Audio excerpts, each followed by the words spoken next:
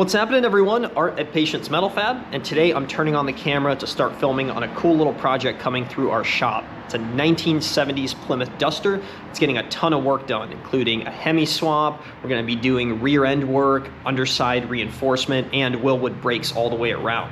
So we're going to be focusing a lot of our attention on it over the next week, and then I'm going to condense it down into a single fast-paced video for you guys to enjoy. I'm seeing it outside right now. It is bright yellow, looks to be really clean. Andrew's going to get it up on the lift. We're going to take a look and then get started on this one.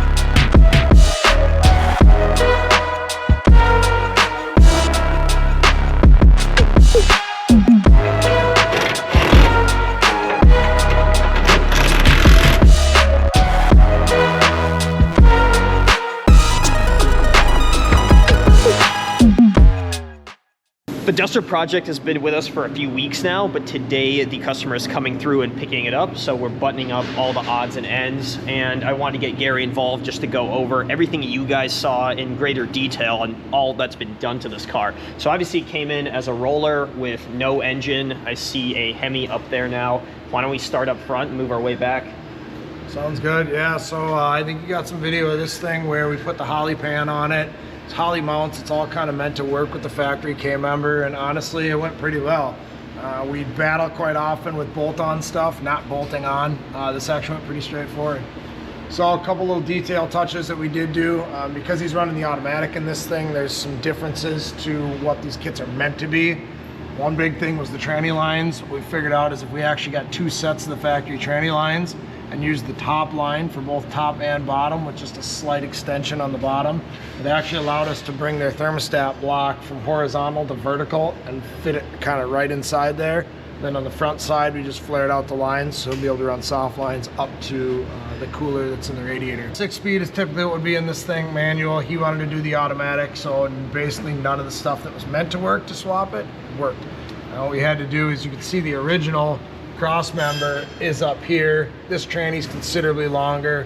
So we did is kind of replicated the shape of it and sort of plate built a second cross member, tied it into the original, made sure to leave holes so that the torsion bars can still be pulled out through the cross members and serviced for the sake of getting the K member out of there. And then we were able to utilize the pieces that were in here for the actual swap. This bracket, namely, it did have a little drive shaft loop, you'd say, that went over the top of it, but in this case, because the yoke already sticks out behind it, there's no point in running it, so we just negated it. He's never going to put this thing on a track, so there's really no need for it. And then as we kind of move back a little bit further, you see the subframe connectors fit in real nice. And it's actually really hard to tell this isn't an OEM piece between the way that it's welded in and the factory sealant and coating. It actually looks like it came on this car already. Yeah, we pride ourselves in some of the fit and finish stuff, right? So like even the seam sealers that we use and the undercoatings that go in, it's all professional stuff that's meant to kind of replicate an OEM look so that when it comes under here, yeah, those rails look like they were originally there.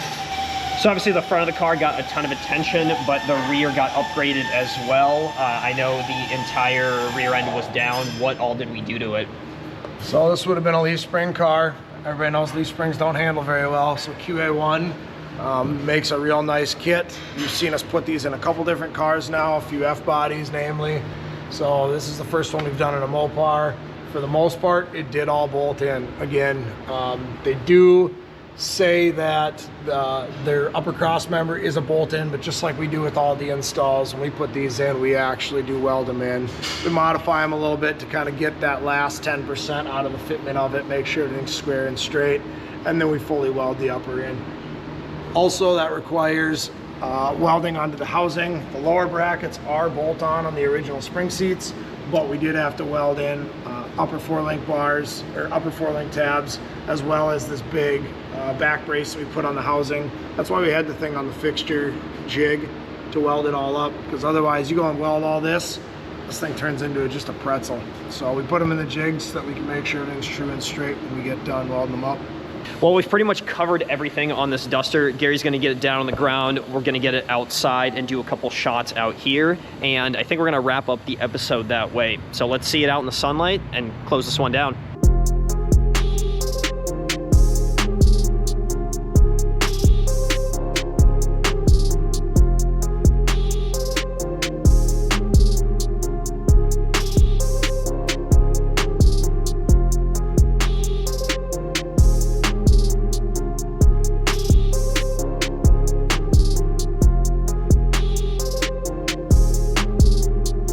Gary, I know you're generally not a fan of yellow cars, but you gotta admit this thing does look good in the sun.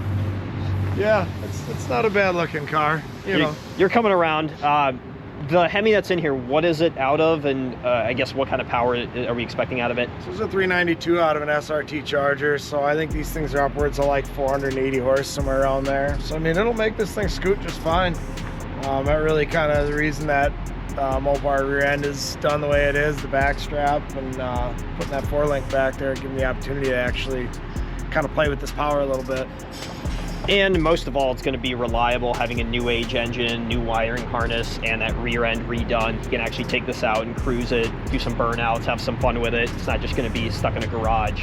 Right, and probably get 22 miles to the gallon while doing it too, you know? Exactly. So you guys may have noticed that it's got Colorado plates. That's because it's an out-of-state car. It's going to be getting picked up in about a half hour or so, and then the customer is going to kind of button up all the odds and ends in order to make it run. There is some chance that we may see this later on, but it might be a final goodbye for this car. This actually happens with a lot of projects that we get, whether it's in-state or out-of-state. They get shipped over here. We do kind of the hard specialty metal fabrication work, and then it goes off and hopefully gets done, doesn't just sit in a garage for years to come. Something tells me with this car that it's going to be running pretty soon though. So hopefully you guys enjoyed that episode. If you did, please like the video, subscribe, share it around, and we'll see you later.